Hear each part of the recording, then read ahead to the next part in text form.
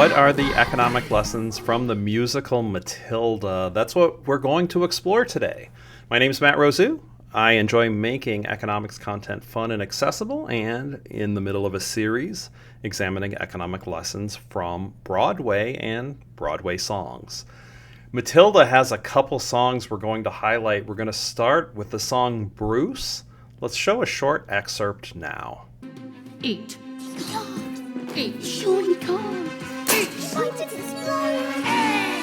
A single slice, or even two, Bruce. Might have been nice, but even you, Bruce, have to admit, between you and it, there's not a lot of difference in size. He can't, he can, he surely can't, he surely can't. You are the man, Bruce. He might explode, he's quite elastic. He's going to glow, make him stop, he's fantastic. Look at him go, I can't watch, I'm thinking effect.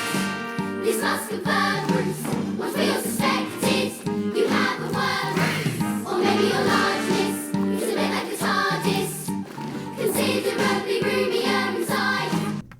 Great song. If you'd like to see the whole song with some lessons to it, go to the description. There will be a link to that. But the sadistic principal, Miss Trunchbull, discovers that Bruce stole a piece of cake, which is, of course, not very good. As punishment, she wants Bruce to eat an entire cake. Bruce loved piece number one, but naturally is incredibly apprehensive about eating a little bit more.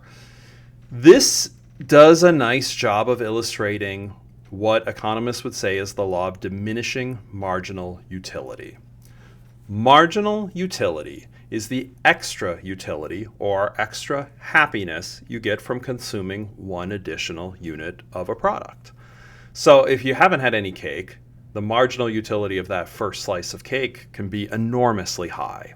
Or you could imagine, if you're not a fan of cake, just think about your favorite food, right? The very first bite or first serving of your favorite food item has a tremendous amount of value. Well, what about a second piece of cake? Well, maybe that's valuable too. Usually it's not quite as valuable as the first one though, right? The first one, you're hungry, the first one's delicious. Usually the second one, not quite as good. What about a third one? What about a fourth one? What about a fifth one? Well, each subsequent unit, the extra satisfaction from eating it should drop, and that is exactly what the law of diminishing marginal utility indicates. And in fact, you can consume so much of a product that one more of it brings about a negative marginal utility. The extra unit, you're worse off. Maybe you love pizza, and maybe 2 slices is great, third, whatever, but fourth slice, like, you really don't want it. You're not hungry. It's just extra calories. You don't want to eat it, right? You're worse off eating that fourth slice, perhaps. The song Bruce, I think, does a wonderful job illustrating the law of diminishing marginal utility, because Bruce is just forced to eat all of this cake and definitely doesn't want to. And of course, everybody knows he wouldn't want to, and part of why all of the kids are cheering Bruce on. The second song that we'll examine that has some economic lessons from Matilda is My House. Let's go to a short excerpt from that right now. And when it's cold outside, I feel no fear. Even in the winter storms, I am warmed by a small but stubborn fire. And there is nowhere I would rather be.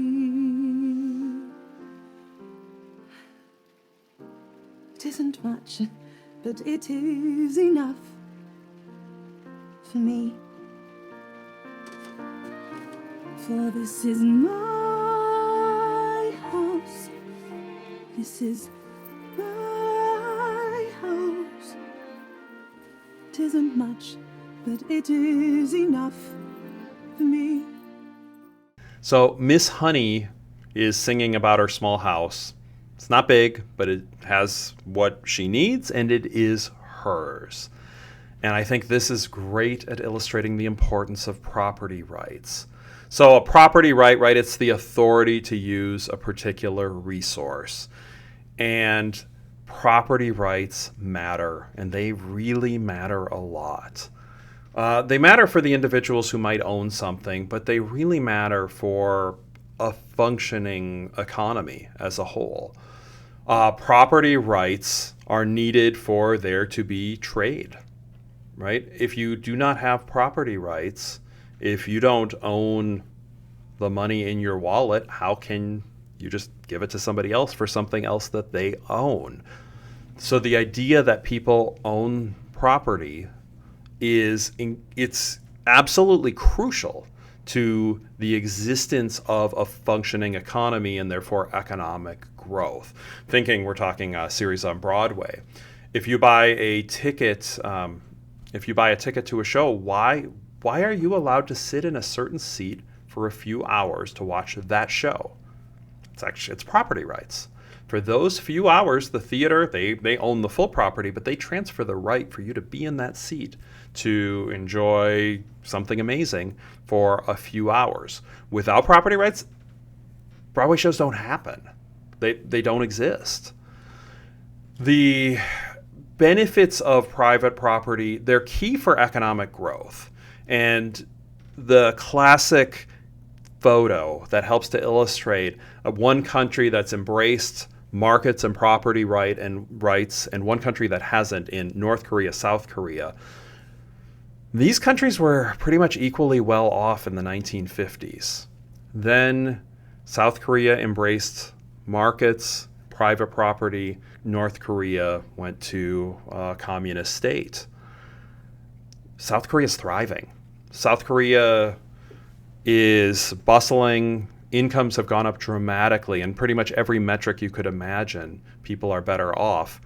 North Korea can't keep the lights on. And literally, and the photo, the picture is worth 1,000 words. This is one of the most stunning photos I think ever taken. There are more benefits, though, beyond just the economy growing. Countries with stronger property rights have better environmental outcomes. So the stronger the property rights are, right? People who own property tend to want to take care of it. Stronger the property rights, the better the environmental quality. A study actually by MIT economists published in the Journal of Political Economy, one of the top journals, say this is key to long-run economic growth, investment, financial development, but it's so much more. Environmental quality is tied to property rights. Countries that have embraced it have done well. Countries that haven't, like the former Soviet Union, have had far, far worse records of environmental quality.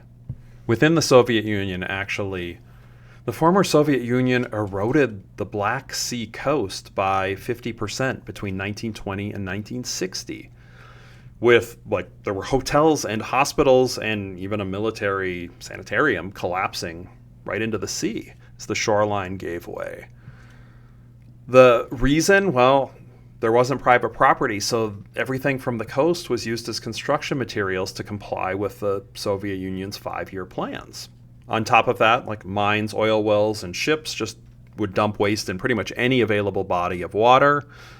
That killed a lot of fish in the Oka River in 1965, and then the Aral and Caspian Seas were significantly polluted with untreated sewage. And it's really, really terrible, the impact on the economy from the Soviet Union, but that is actually what we expect because they didn't have strong property rights.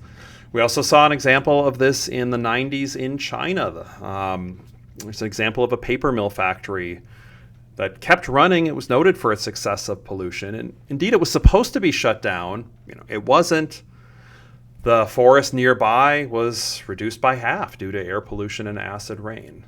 I'll put links to all, if you want to read a little bit more on these stories, I'll put links to all of these into the descriptions, but property rights are stunningly valuable. I hope you enjoyed this video. I imagine most of you have seen Matilda. If you haven't, it's a wonderful musical. Check out the movie musical or try to see it in person when it comes near you. Once again, my name's Matt Rosu, and I'll be dropping videos on the economics of Broadway and many other economic lessons from many other pop culture events or shows or movies. So please like and subscribe for more, and I look forward to seeing you in the next video.